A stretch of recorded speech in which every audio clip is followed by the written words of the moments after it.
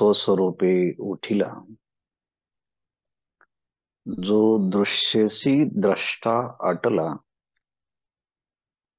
तो नेने काय रहाटला इंद्रिय ग्रामो.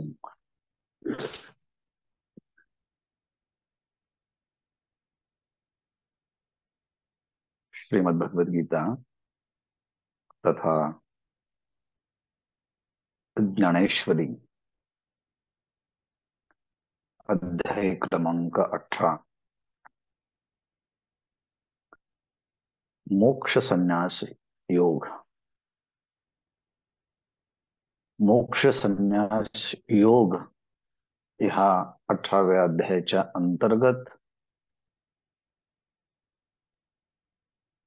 ज्याला तत्वज्ञान प्राप्त झालेलं आहे, ज्याला स्वस्वरूपाचा बोध झालेला आहे, ज्याची चित जड ग्रंथी निवृत्त झालेली आहे, ज्याला स्वरूपाच्या विषयीचं आता आवरण नाही आहे, असा महात्मा, असा जीवनमुक्त, असा तत्वज्ञ, असा संत ह्या जगामध्ये वावरत असताना तो कसा राहतो, कोणत्या बोधाने तो वावरतो, याचा अतिशय सोपपत्तिक विचार ज्ञानेश्वर महाराज सांगत आहेत. आणि त्याचा विचार आपण करत आहोत. 441 क्रमांकाची ओवी आहे.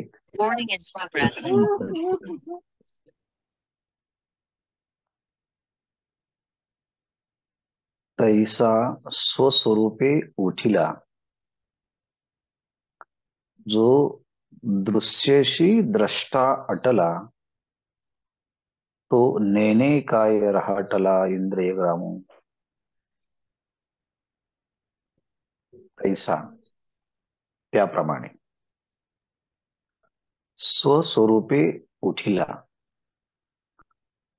स्वतःच जे स्वरूप आहे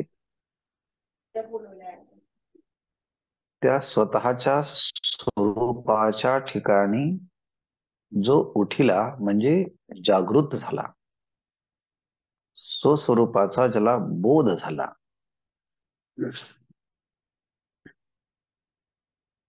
ज्याला आत्मसाक्षात्कार झाला, त्याला म्हणायचं स्वस्वरूपे उठिला. आपल्या स्वरूपाच्या ठिकाणी तो आता उठला म्हणजे जागा झाला, म्हणजे त्याला तत्वाचा बोध झाला. बंद कर. कोणाचा ऑडिओ चालू आहे, बंद करा.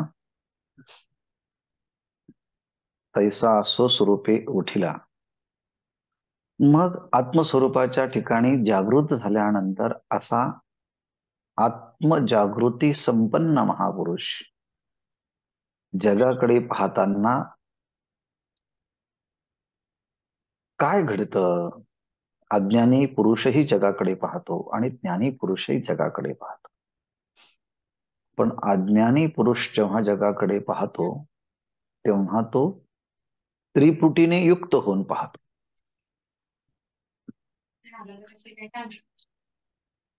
कोणाचा ऑडिओ चालू आहे, बंद करता का?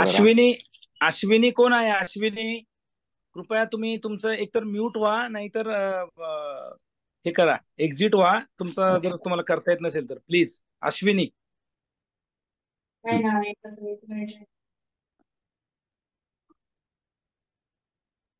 तर अज्ञानी पुरुष जगाकडे पाहतो तर त्याचं पाहणं हे त्रिपुटी युक्त असतं आणि ज्ञानी पुरुषाचं पाहणं त्रिपुटी मावळल्यानंतर तो पाहतो, किंबहुना त्याच्या पाहण्यात त्रिपुटी मावळते आणि अज्ञानी पुरुषाच्या पाहण्यात त्रिपुटी उदयाला येते. हा दोघांच्या मधला फरक ज्ञानेश्वर महाराज समजून सांगताना शब्दाचा प्रयोग कसा करतात पहा. जो दृश्यसी द्रष्टा अटला.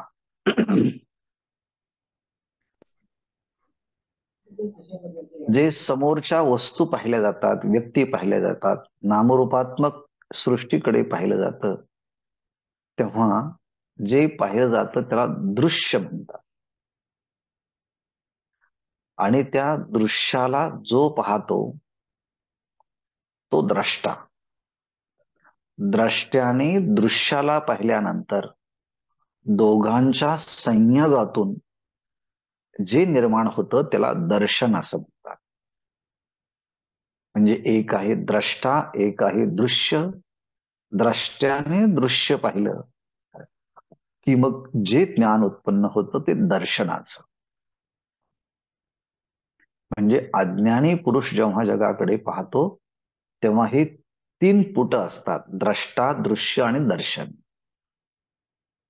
पण ज्ञानी पुरुष जेव्हा जगाकडे पाहतो तेव्हा होतं काय, माऊली सांगतात, जो दृश्येसी म्हणजे दृश्य प्रपंचासहित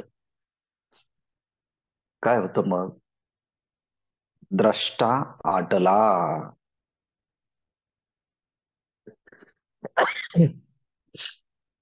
दृश्यसी द्रष्टा आटला म्हणजे काय बरं, जेव्हा दृश्य पाहतो तेव्हा त्या दृश्याच्या सापेक्षाने पाहणाऱ्याला द्रष्टा नाव येतं आणि द्रष्ट्याच्या सापेक्षाने जगाला दृश्य नाव येतं. म्हणजे द्रष्टा आणि दृश्य या दोन्ही संकल्पना या सापेक्ष आहेत. दृश्याने द्रष्ट्याला जन्माला घातलं आणि द्रष्ट्याने दृश्याला जन्माला घातलं.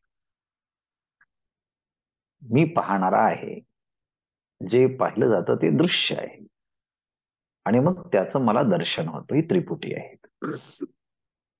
पण ज्ञानी महापुरुष जेव्हा पाहतो तेव्हा दृश्य पदार्थाला जेव्हा पाहायला जातो तेव्हा दृश्य पदार्थाचं अधिष्ठानच त्याला प्रतीतीला येतं.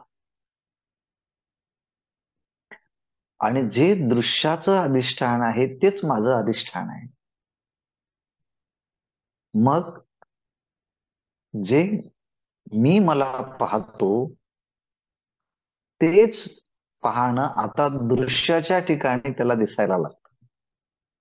म्हणजे दृश्य पाहायला गेला की त्याला स्वतःच रूप दिसतं, चैतन्य स्वरूप दिसतं, तत्व स्वरूप दिसतं. आणि म्हणून ज्ञानेश्वर महाराज म्हणतात दृश्येसी तो पाहायला गेला दृश्य. आता दृश्य दिसतच नाही, तिथं आत्मचैतन्याचीच प्रतीती येते. मग जर दृश्य दृश्य रूपाने प्रतीतीला नाही आलं तर त्याच्या सापेक्षत्वाने त्याच्याकडे आलेला जो काही भाव आहे तो द्रष्टेपणाचा भाव, तो द्रष्टेपणाचा भावही मावळून जातो. मग शब्द प्रयोग करताना माऊली कसा करतात पहा. जो दृश्येसी द्रष्टा आठला म्हणजे दृश्यासहित द्रष्टा भावही आता समाप्त झाला.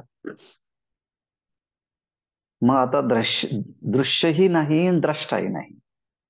मग खाली काय राहिलं, खाली फक्त दृंग मात्र राहिलं. दृंग मात्र म्हणजे केवळ चेतन तत्व राहिलं. तिथे पाहणारा आणि पाहिलं जाणार ही त्रिपुटी मावळली. कधी मावळली हो, ज्ञानेश्वर महाराज सांगतात स्वस्वरूपे उठला, ज्याला आत्मस्वरूपाची जागृती बोध झाला. मी सच्चिदानंद स्वरूप आहे, मी निर्मल स्वरूप आहे, मी नित्य स्वरूप आहे, मी आनंद स्वरूप आहे. आणि ते तत्वस्वरूप सगळीकडे व्यापक आहेत. मग व्यापकाचा जर त्याला बोध झाला तर आता आकाश जसं सर्वत्र असावं तसं आत्मतत्व आता सर्वत्र दिसू लागल्यामुळे द्रष्टा, दृश्य, दर्शन हे सगळी भेदाची त्रिपुटी मावळून खाली फक्त दृंग मात्र, ज्याला आपण इंग्रजीच्या भाषेमध्ये होमोजिनियसनेस कॉन्शियसनेस, अखंड सच्चिदानंद स्वरूप. आता प्रलय काळचा जो प्रलय कालाच्या वेळेस जिकडे तिकडे पाणीच पाणी झाल्यानंतर आता त्या पाण्याला ओघ म्हणता येत नाही, मग काय, जलमय आहे सगळं. तसं आता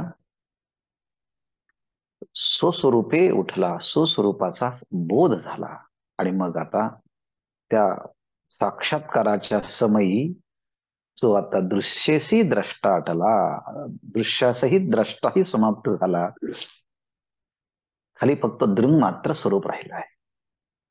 आणि मग तो नेने काय राहटला इंद्रिय ग्रामो. मग असा महात्मा पुन्हा इंद्रियांच्या स्तरावरती येऊन मी सर्व काही करत आहे असं त्याला ज्ञान कसं काय होईल? होतच नाही, कारण भेदच मावळून गेला, त्रिपुटी मावळून गेली. आणि म्हणून आता त्याला सगळीकडे मीच मी भरला असल्यामुळे इंद्रिय ग्रामी काय राहटला, तो इंद्रियांच्या स्तरावरती मी आता सगळा व्यवहार करतो असं का तो जाणेल? नाही, त्याला हेही कळत नाही. नेणो, त्याला ही स्थिती राहत नाही. म्हणजे विधेय मुक्त महापुरुष, जीवनमुक्त महापुरुषाला आपण काय करत आहोत याची त्याला जाणीवच नसते. म्हणजेच देहभान विवर्जित झालेला असतो जीवनमुक्त महापुरुष. म्हणून जीवनमुक्त महापुरुषाचं पुन्हा पुन्हा पुन्हा पुन्हा वर्णन करायचं, ऐकायचं, त्याला पाहायचं, त्याच्या संबंधाने बोलायचं. आणि असं पाहता पाहता आपलं स्वरूप आपल्याला पाहता येतं.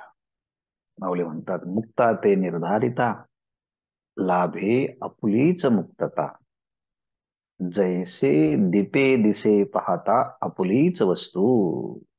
असं आहे. आणि मग आता अशी स्थिती झाल्यानंतर त्याच्याबद्दल कोणी बोलावं? त्याच्याबद्दल आता इतरांनी बोलावं. तो त्याच्याबद्दल बोलण्यासाठी देहावरती नसतोच.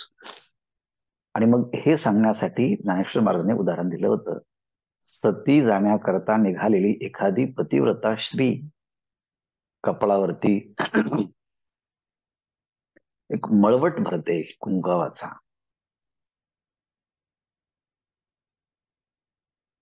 सर्व अलंकार परिधान करते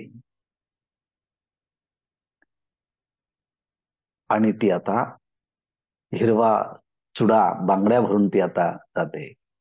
परंतु लोक तिच्याबद्दल बोलतात, परंतु ती आता देहाकडे पाहत नाही, लोकांकडे पाहत नाही, अग्नीकडे पाहत नाही. तिला अग्नी दिसत नाही, लोक दिसत नाही, स्वतःच अलंकार दिसत नाही, काहीच दिसत नाही. आणि मग अशा ह्या अवस्थेमध्ये लोकांनी तिचं वर्णन करावं, तिला काही कळत नाही. किंवा युद्धभूमीमध्ये गेलेला एखादा योद्धा अतिशय चपखलीमध्ये शत्रूंना परास्त करतो, पण हे करत असताना त्याच्या अंगाला किती घाव झाले आहेत तो मोजत नाही. इतरांनी मोजावेत, इतरांनी पाहावेत. पण तो वीरश्री अंगामध्ये एवढी आलेली असते की तिच्या आवेगानं स्वतःचा देहभावच तो विसरलेला असतो, फक्त समोर शत्रू आहे. असे उदाहरणं देत देत ज्ञानेश्वर महाराजांनी या सिद्धांतापर्यंत आले. तैसे स्वस्वरूपे उठला, जो दृश्यसी द्रष्टा अटला, तो नेणे काय राहटला इंद्रिय ग्रामी. आता मागे ज्ञानेश्वर महाराजांनी, अर्थात भगवंताने सांगितलं होतं, हत्वापि सैमान लोकान न हंती न निबध्यते. त्याने ह्या सगळ्या लोकांचा घात केला तरी त्याने तो घात केला आहे असं म्हणू नये. हत्वापि सैमान लोकान न हंती, त्याने हनन केलं आहे असं म्हणू नये. तसं का म्हणू नये याची कारणमीमांसा ज्ञानेश्वर महाराजांनी या 2 ओव्यामध्ये दिली आहे. पहा, 2-3 ओव्यात दिली आहे. दृष्टांत पहा म्हणजे सहज समजेल. आगा थोरी कल्लोळी कल्लोळ साने लोपता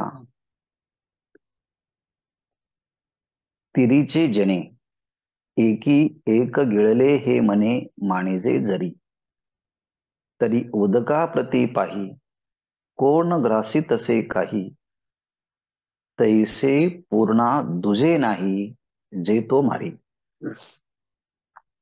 पहा, अगा थोर कल्लोळी साने कल्लोळ लोपता. एक मनुष्याचा आहे, समुद्राच्या किनाऱ्यावरती उभा आहे आणि समुद्राच्या किनाऱ्यावरती उभा राहून समुद्रातील लाटांचं तो दर्शन घेतो. आणि घेत असताना त्याचं असं लक्षात आलं, काय लक्षात आलं? थोर कल्लोळी, अर्थात थोर म्हणजे मोठे, कल्लोळ म्हणजे लाट. थोर कल्लोळी, मोठ्या लाटेने काय केलं आहे? साने कल्लोळ लोपता. एक मोठी लाट आली आणि मोठ्या लाटेने काय केलं? छोट्या लाटेला नष्ट केलं, समाप्त करून टाकलं. किंबहुना मोठ्या लाटेने छोट्या लाटेला गिळून टाकलं, नष्ट केलं. मारणारी मोठी लाट आणि समाप्त होणारी लहान लाट. माऊली म्हणतात बघा ना हो, थोरी कल्लोळी, मोठ्या लाटेने काय केलं आहे?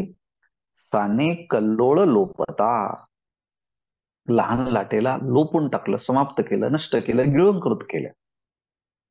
असं आपण पण पाहिलं असेल बऱ्याचदा. आणि हे सगळं पाहत असताना तीरावरचे लोक बोलत आहे. तिरीचेनी जने, तिरीचेनी जने असं म्हणत असताना तीरावर असणाऱ्या जनांच्या द्वारे, लोकांच्या द्वारे चर्चा सुरू झाली. काय सुरू झाली चर्चा? एकी एक गिळले हे मने मानिजे जरी. एकी एक गिळले हे जरी मनी मानिजे. त्यांच्या मनाने आता अशी मान्यता केली, अहो म्हटले काय आहे इथे, एक लाट दुसऱ्या लाटेला गिळते हो. असं तीरावर उभे असलेल्या लोकांनी पाहिलं आणि त्यांच्या मनोमन ही चर्चा सुरू झाली. अगा थोरी कल्लोळी साने कल्लोळ लोपता. अच्छा, तिरीचे जने एकी एक गिळले हे जरी मानिजे. जरी त्यांनी असं मानलं की एका मोठ्या लाटेने लहान लाटेला गिळलं. अच्छा,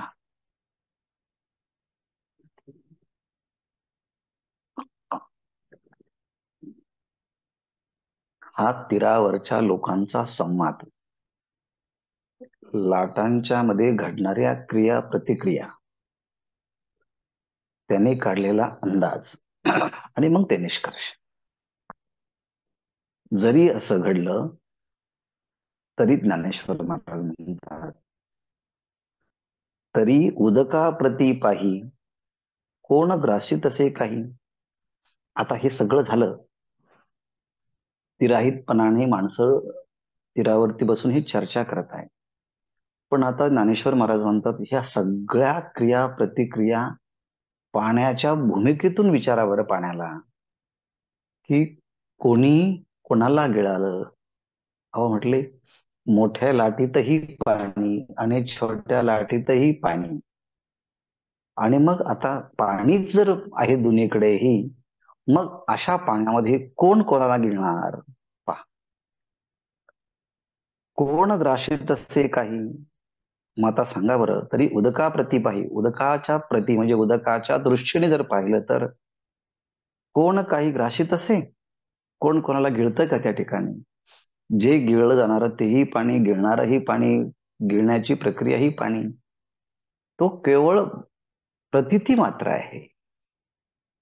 असा दृष्टांत देऊन सिद्धांत सांगतात, तैसा पूर्णा दुजे नाही जे तो मारी. त्याप्रमाणे जो आता ओम पूर्णमदः पूर्णमिदं पूर्णात् पूर्णमुदच्यते अशी पूर्णता अवस्था प्राप्त झाली, परिपूर्ण जे आता स्वतःचं आत्मस्वरूपच जिकडे तिकडे पाहू लागलं, त्याला स्वस्वरूपाच्या शिवाय दुजे नाही. तुला आता द्वैत दिसतच नाही. द्रष्ट्यामध्ये तो स्वतःलाच पाहतो, दृश्यामध्ये स्वतःलाच पाहतो, दर्शनामध्ये स्वतःलाच पाहतो. आपलंच आपलं रूप सगळीकडे आहे. आपलंच रूप जर सगळीकडे आहे, तर मग आता त्याला आपल्यापेक्षा दुज, भिन्न, द्वैत, भेद असं काही प्रतीतीलाच येत नाही. माऊली म्हणतात, पहा, दुजे नाही, आता दुसरं नाही म्हटले, जे तो मारी. आता तो जणू काही दुसऱ्याला मारण्यासाठी त्याच्या दृष्टीने आता दुसरं नाहीच. पण दुसरं नाहीच तर मग आपणच आपल्याला कधी तो मारील काय?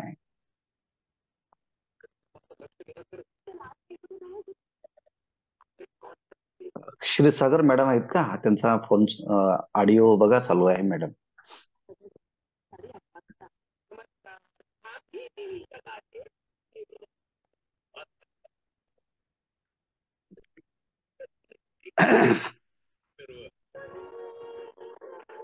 असं टीव्ही चालू करून ज्ञानेश्वरी नका ऐकत जाऊ. त्यापेक्षा मग बंद असलेले बरं.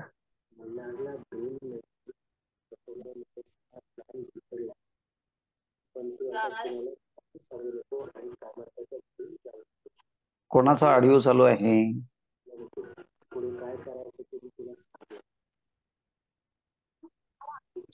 संगीता क्षीरसागर मॅडम, आवरा तुम.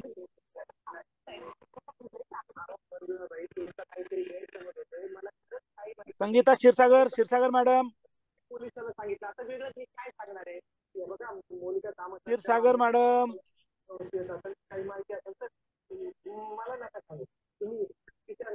त्यांनी चालू करून निघून गेले वाटतं कुठेतरी. हा ना, चालू करून निघून गेले. आणि रामकृष्ण आहे का? त्याला तिकडून ऑफ करता येतं खरं, पण मग त्यांनी ते हे करायला पाहिजे होतं. ठीक आहे, ते आज ना केलं नाही, झालं ते ऑफ माझ्याकडून झालं करायचं बहुतेक. सांगितलं. हा हा, नाही त्यांचं चालूच आहे, ते डिस्टर्ब होईल थोडंसं. आता बघूया, त्यांना आता आपण तर सांगितलंय. ठीक आहे, महाराज चालू करा. हा, आता त्याच्या दृष्टीने द्वैतच नाही मारण्यासाठी आणि मरण्यासाठी. मारणाराही मरणाराही आता दुसरं कोणी नाहीच ना. जिकडे तिकडे पाणीच पाणी असेल तर आता कोण कोणाला गिळणार? पण गिळण्याची क्रिया दिसत जरी असली तरी पाण्याच्या दृष्टीने मात्र काही झालेलं नाही. किंवा ही संकल्पना जर लक्षात आली नसेल तर ज्ञानेश्वर महाराज दुसरी एक उदाहरणाची शृंखला आपल्या समोर ठेवतात आणि त्यातूनही हाच सिद्धांत पटवून देतात, सांगतात. पहा, सुवर्णाची चंडिका, सुवर्ण शुळीची देखा, सुवर्णाची महिका नाशू केला. सुंदर मंदिर आहे महिषासूर मर्दनीचं, देवीचं. आणि ती देवी कशाची आहे? सुवर्णाची चंडिका, म्हणजेच सोन्याची देवी आहे.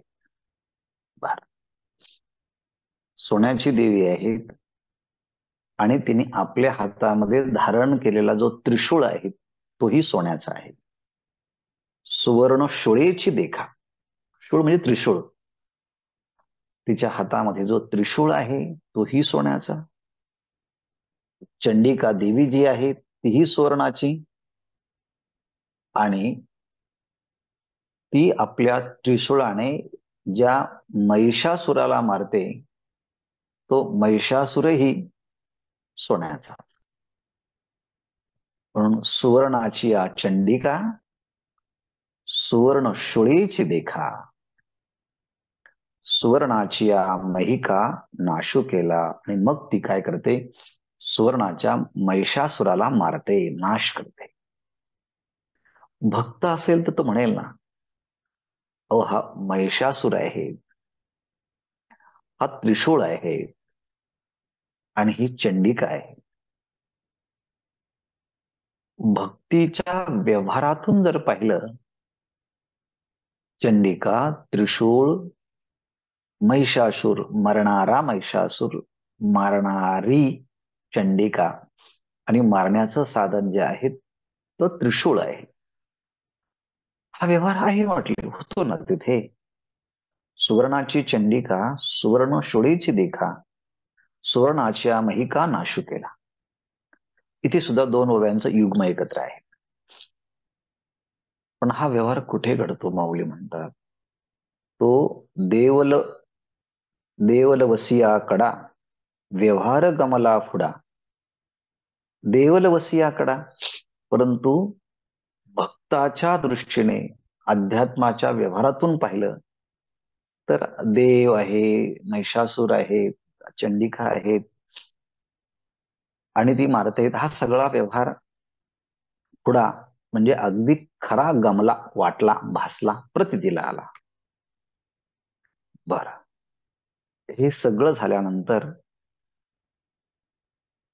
सोन्याच्या भूमिकेने विचार केला तर, अहो म्हटले तुम्ही व्यवहार कशाचाही करा, चंडीचा करा, त्रिशूळाचा करा किंवा महिषासुराचा करा, परंतु सोन्या वाचून दुसरं तिथे आहे का?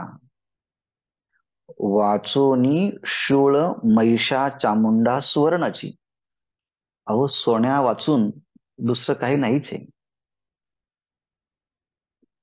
देवी चामुंडेमध्ये सोनच, महिषासुरामध्ये सोनच आणि त्रिशूळामध्ये सुद्धा काय आहे, सोनच आहे. सोन्याच्या भूमिकेतून पाहिलं तर सगळं सोनच आहे.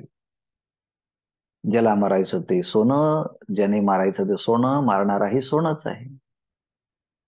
पण भक्तीच्या माध्यमातून, अध्यात्माच्या व्यवहारातून मात्र हे असा व्यवहार घडला. तरी सोन्याच्या भूमिकेतून पाहिलं तिथे कोण कोणाला मारणार आहे? तसं अज्ञानांच्या भूमिकेतून ज्ञानी महापुरुषाच्या कडनं या संपूर्ण सृष्टीचा घात झाला, तरी त्याने घात केला आहे असं म्हणू नये. कारण आत्मदृष्टीने तो स्वतःच्या पेक्षा भिन्न दुसरं काही मानतच नाही. त्यामुळे त्याच्याकडनं त्रैलोक्याचा घात होणं शक्यच नाही. असा एक भाव आहे.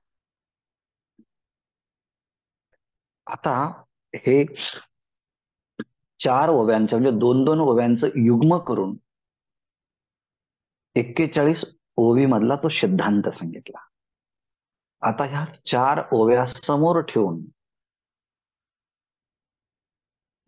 पुढची 5वी अशी ओवी देतात की आणखी आपल्याला ही गोष्ट, ज्ञानी महापुरुषाच्या संबंधाची गोष्ट अधिक स्पष्ट होते. असे दृष्टांत ज्ञानेश्वर महाराजांनी कुठून कसे शोधले कल्पनाच करता येत नाही. पहा, पै चित्रीचे जळ हुतांशू, तो दृष्टीचाची अभासू, पटी आगी ओलांशू दोन्ही नाही. पहा, एका छान अशा सुताचा एक छानसा पडदा आहे, वस्त्र आहे, पट आहे, कॅनॉस आहेत असं म्हणूया आपण. आणि त्या सुताच्या पडद्यावरती त्या सुताच्याच माध्यमातून 2 चित्र काढले. एक चित्र असं आहे, चित्रीचे जळ म्हणजे पावसाळ्यामध्ये अत्यंत मुसळधार पाऊस पडतोय हे असं एक चित्र त्या वस्त्रावरती दिसत आहे. आणि दुसऱ्या बाजूला अत्यंत मोठमोठ्या अग्नीच्या ज्वाळा प्रज्वलित झालेला अग्नी त्या ठिकाणी, धुमधुमत अग्नी त्या ठिकाणी दिसतोय. अग्नीच्या ज्वाळा त्या ठिकाणी उमटत आहेत असं चित्र दिसत आहे. आता हे दोन्ही चित्र ज्या पटावरती आहे, ज्या वस्त्रावरती आहे, लोक म्हणतात पहा ना कसा अग्नी प्रज्वलित झालेला आहे. त्या अग्नीच्या ज्वाळा एकापेक्षा एक कशा उंच जात आहे. दुसरे म्हणतायत बघा ना किती छान मुसळधार पाऊस पडतोय. म्हणून चित्रीचे जळ, चित्रामध्ये असणारं जल म्हणजे पाऊस आहे. आणि हुतांशु म्हणजे अग्नी आहे. चित्रीचे जळ हुतांशु, तो काय म्हटले, दृष्टीचाचे आभासू. हा तुमच्या दृष्टीचा काय आभास आहे. अग्नीचे ज्वाळा कुंड आहेत आणि पाऊस पडतो आहे. हा जो भास आहे, जे चित्र आहे, हे काय आहे. It is just appearance of your vision. आपल्या दृष्टीला फक्त ते प्रतीतीला येतं. आणि खरंच जर तिथे अग्नी असता आणि मुसळधार पाऊस असता तर मुसळधार पावसाने तो पट ओला झाला पाहिजे, किंवा अग्नीने ते पट ज्याच्यावर चित्र आहेत ते स्क्रीन, तो पडदा, तो जळाला पाहिजे. पण अग्नीनेही जळत नाही आणि पाण्यानेही ओला होत नाही. मग ते काय आहे, चित्र फक्त दिसण्यापुरतं चित्र आहे. पावसाच्या द्वारे ते वस्त्र ओलही होत नाही आणि अग्नीच्या द्वारे ते जळालाही जात नाही. मग काय फक्त म्हणण्यासाठी आहे. तसं हा त्रैलोक्याचा घात करतो मग त्याने कोणाला मारलंय असं म्हणू नये. हा फक्त उपचार आहे. काय सगळं वस्त्रच आहे. अग्नीमध्येही काय आहे, ज्वाळांच्या मध्ये वस्त्रच आहे. आणि पाण्याच्या लाटांच्या मध्ये तिथे काय आहे, वस्त्रच आहे. चित्रांच्या मध्ये आडवे उभे धागे सुतच आहे आणि पटाच्या मध्येही काय सुतच आहे. फक्त आता दृष्टीचा हा एक पाहण्याचा प्रकार आहे. तैसे चित्रीचे जळ हुतांशु तो दृष्टीचाचे आभासू. पटी आगी, त्या पटाच्या मध्ये आग, अग्नी, किंवा ओलांशू, किंवा त्यामुळे इथे पट ओला झाला आहे असं दोन्हीही नाही. पटी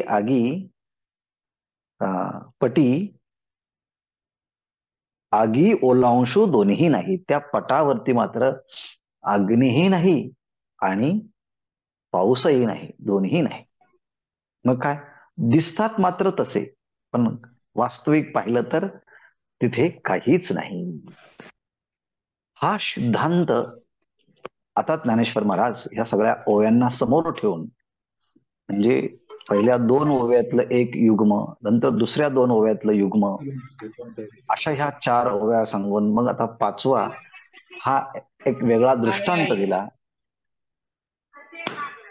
नको आहे गो, या वर्षी जाईन.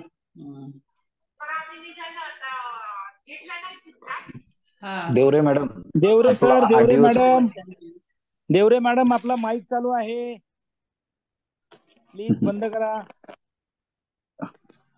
हा हे सगळं दृष्टांत देऊन ज्ञानेश्वर महाराज पुन्हा सिद्धांतावरती येतात.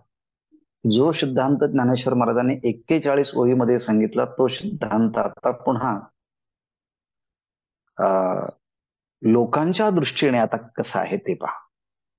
ज्ञानी महापुरुषाला लोक कसे पाहतात. मुक्ताचे देह तैसे हालत संस्कार वशे, तो देखून लोक पिसे करता म्हणती. मुक्ताचे देह तैसे, जो जीवनमुक्त महापुरुष आहे त्याच्या लौकिकातला हा सगळा व्यवहार तुमच्या आमच्या सारखाच दिसतो. किंबहुना सामान्य माणसापेक्षा जीवनमुक्त महापुरुष लौकिकामध्ये अतिशय चांगला व्यवहार करतात. परफेक्शन असतं त्यांच्या व्यवहारामध्ये, त्यांना थोडीही त्रुटी चालत नाही. अष्टादशाच्या माध्यमातून आम्ही हे नेहमी अनुभवतो. म्हणून मुक्ताचे देह तैसे, मी कसं काय चालतं, हालत संस्कार वशे. आतापर्यंत त्याने परमार्थ केलेला असतो, चिंतन केलेलं असतं, ध्यान केलेलं असतं, भजन केलेलं असतं, सत्संग केलेला असतो, अध्ययन केलेलं असतं, परोपकार केलेला असतो, साधना केलेली असते. हे सगळे संस्कार त्या जीवनमुक्त महापुरुषाच्या वरती झालेले असतात. त्यांनी ते सगळे केलेले असतात. ते संस्कार सगळे त्यावरती अगोदरच्या साधनेतले असतात. मग त्या मागच्या संस्काराच्या अनुसार मुक्ताचे तैसे देह हालत. हालत असं म्हणताना त्याच्या शारीरिक क्रिया, मानसिक क्रिया, बौद्धिक क्रिया, सगळ्या क्रिया घडताना लोक पाहतात. पण कशा घडतात त्या? संस्कार वशे, मागच्या संस्कारामुळे घडतात. आणि मग हे सगळं पाहिल्यानंतर ते देखून लोक पिसे करता म्हणतील. ते पाहिल्यानंतर लोक मात्र याला करता म्हणतात. तर कधी कधी लोक याला वेडा म्हणतात. लोक पिसे म्हणतील, लोक करता म्हणतील. कधी कधी हा तर करता आहे, कर्माचा करणारा, कर्म करणारा आहे. आणि दुसरं अर्थ केला तर पिसे लोक करता म्हणतील. पिसे विशेषण लोकांकडे जर लावलं आणि करता हे विशेषण ज्ञानी पुरुषाकडे जर लावलं तर पिसे लोक करता म्हणतील. परंतु वेडे लोक मात्र याला हा करता, कर्तृत्व, भोक्तृत्ववान आहेत असं समजतात. वेडे म्हणजे स्वतःच कर्तृत्व भोक्तृत्व ह्या संकल्पनेमध्ये अडकले असल्यामुळे, अविद्येने मायेने ग्रस्त असल्यामुळे, मायेच्या द्वारे वेडे झालेले लोक ज्ञानी पुरुषाचा व्यवहार समजत नाही म्हणून त्यांना ते करता समजतात. आणि मग आता आणि तया करण्याही आतू घडोतीही लोका घातू, परी तेने केला हे मातू बोलू नये. म्हणजे त्रैलोक्याचा घात करतो हा फक्त औपचारिक विधान आहे. तसं ते काही होऊ शकत नाही. कारण का म्हटले,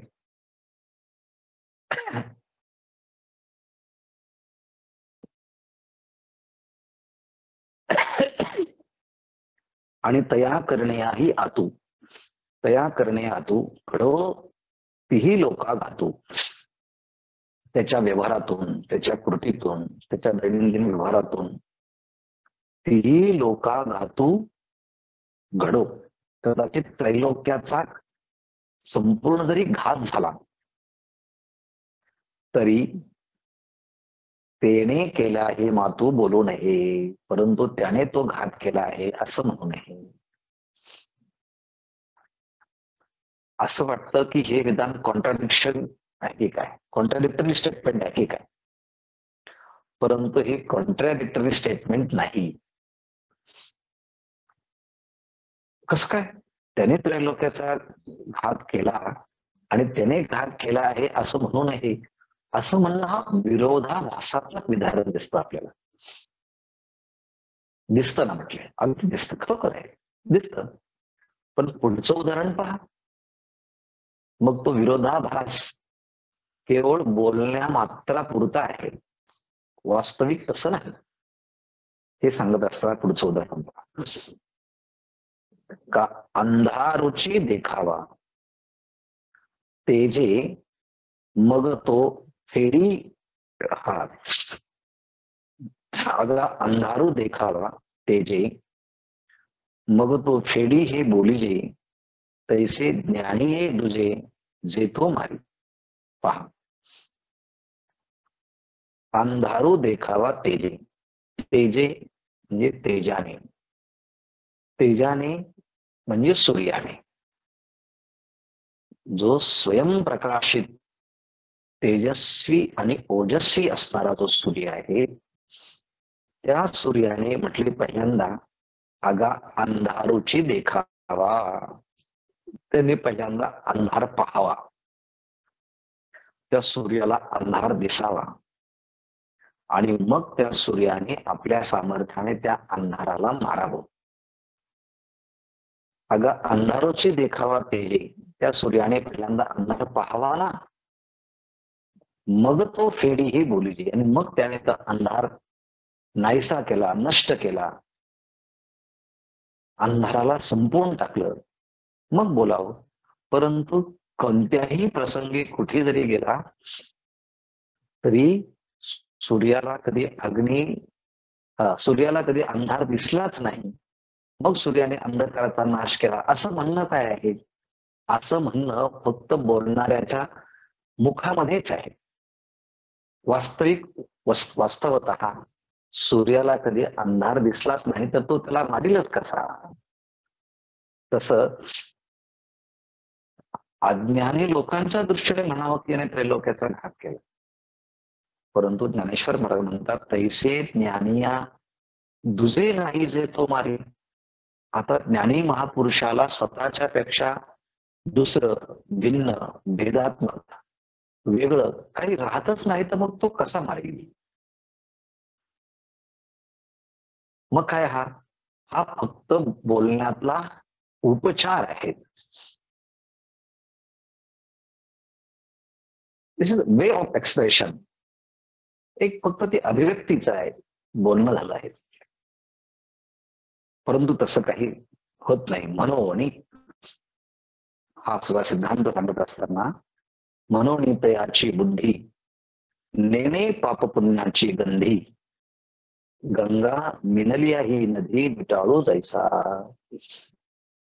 मग आता असं ज्ञान त्याला अभेदात्मक झालं आहे, तिकडे तिकडे तत्वाचा आत्म्याचाच बोध होत आहे. असं जर होत असेल तर मग आता मी त्रैलोक्याचा घात करणार आणि मग मला पाप होणार, किंवा मी त्रैलोक्य निर्माण करणार मग मला पुण्य होणार. नाही नाही, ज्ञानाग्नी सर्व कर्माणी भस्मसात करूते. ज्ञान हे अग्नीप्रमाणे असल्यामुळे सगळ्या कर्मांना नष्ट करत आहे. त्यामुळे तयाची बुद्धी पाप पुण्याची गंधी नेणे. मग त्याची जी बुद्धी आहे ती पाप पुण्याला किंचितही स्पर्श करत नाही, ती जाणत नाही. कशाप्रमाणे? नदी गंगा मिनलिया विटाळू जैसा. गंगा नदी गंगा मिनलिया जैसा विटाळू. काय? नेणे. नेणे हे पुन्हा क्रियापद इकडे घ्यायचं. गंगा नदी गंगा मिनलिया जैसा विटाळू नेणे. जशी एखादी नदी अनेक ओढ्या नाल्यांना एकत्रित घेऊन वाहत वाहत एकदा की ती गंगेमध्ये मिसळली की गंगेला जेवढी पवित्रता तेवढी पवित्रता त्या नदीला प्राप्त होते. आणि मग तिने काय केलं, कसं झालं, किती घाण आणली आहे, ती आता मागचा सगळा आता त्याचा दोष निघून जातो, ती पूर्णपणे आता पवित्र होते. तसं आता ज्ञान गंगेमध्ये आता हा जीवनमुक्त महापुरुषाला याच्या भूतकाळामध्ये काय झालं होतं, याने असं काय काय केलं होतं, आता त्याची चर्चा नाही. इंधन अग्नीत गेलं की कोणत्या झाडाचा हे कळत नाही. नदी समुद्राला गेली की आता कुठून वाहत आली, उगम काय, नामरूप सगळं विसरून जात. तसं म्हटलं आता याला आता भेदच नसल्यामुळे आता याच्या दृष्टीने कुठे काय आहे?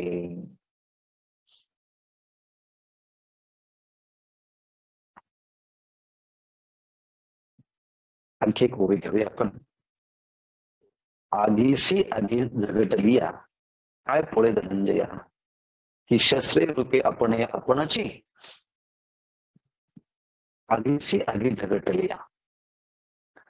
अग्नीने इंधनाला स्पर्श केला की तो जाळून टाकतो, पण अग्नीने अग्नीला स्पर्श केला मग माऊली म्हणतात आगीसी आगी झगटलिया. अग्नीलाच अग्नी मिळाला, प्राप्त झाला, स्पर्श झाला. हे धनंजया काय पोळे. मग तिथे आता कोण कोणाला जाणणार? कोणीच कोणाला जाऊ शकत नाही, कारण का सगळं अग्नीच आहे. की शस्त्रे रूपे आपण आपणाची, हातामध्ये तलवार आहे, तलवारच तलवारीच्या मध्ये काय ती लागू शकते का? तलवार लागण्यासाठी दुसरी वस्तू असावी लागते. पण आता शस्त्रच शस्त्राला काय कधी काय घाव करील का, कधी रुतेल का, कधी खुपेल का? नाही ना. तैसी आपण या परते, जो नेने क्रिया जाता तेथ काय लिंपवे बुद्धी ते तयाचिया. तैसे आपण या परते, त्याप्रमाणे आपण आणि आपल्यापेक्षा कोणतरी वेगळं आहे. जो नेणे, आपल्यापेक्षा दुसरं कोणालाही तो आता ओळखत नाही, आणि क्रिया जाता ते नेणे, त्याच्याकडनं किती जरी क्रिया घडल्या, किती व्यवहार घडला, तरी त्या व्यवहारालाही तो जाणत नाही.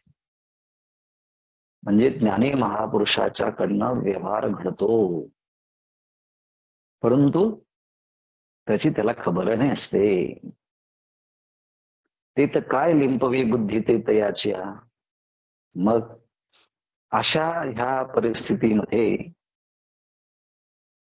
त्याच्या बुद्धीला कर्तृत्वाचा थोडा तरी लेप लागेल का? नाही, कारण त्याला माहिती आहे कोणतंही कर्म करत असताना प्रत्येक कर्मालाही 5 कारण आहे. अधिष्ठानम तथा कर्ता करणांच पृथक विधम विविधाष्ट पृथक चष्टा दैवम चैवात्र पंचमम. आणि मी तर आत्मा असंग निर्विकार असल्यामुळे माझा आणि कर्माचा काही संबंध नाही. मग असा असल्यामुळे यस्य नहंकृती भाव अहम करता यस्य भावान, मी करता आहे असा भाव त्याला राहत नसल्यामुळे तो कर्तृत्वाने त्याची बुद्धी कधी लिंपायमान होईल का? नक्कीच होणार नाही.